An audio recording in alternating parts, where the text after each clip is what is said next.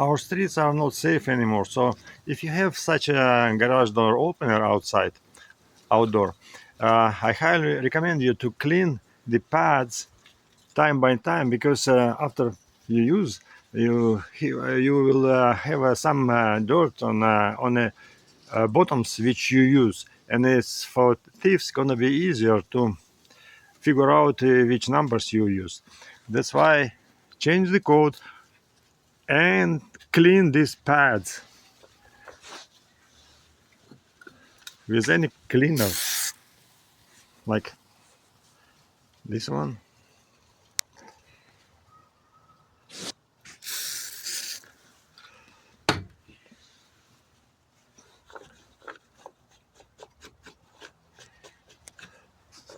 Then you will reduce the risk of opening your garage without your permission.